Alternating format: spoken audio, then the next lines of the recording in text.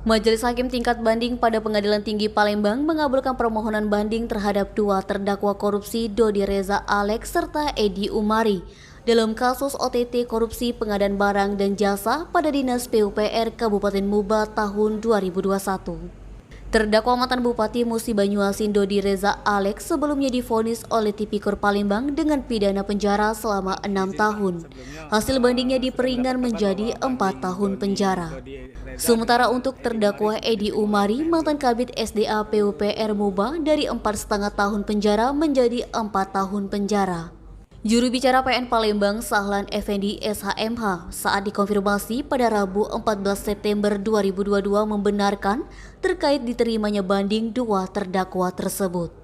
Menanggapi pemotongan masa pidana terhadap dua terdakwa tersebut, Jaksa KPK RI Taufik Ibnugroho belum mau berkomentar banyak dikarenakan belum mendapatkan informasi resmi terkait putusan banding tersebut.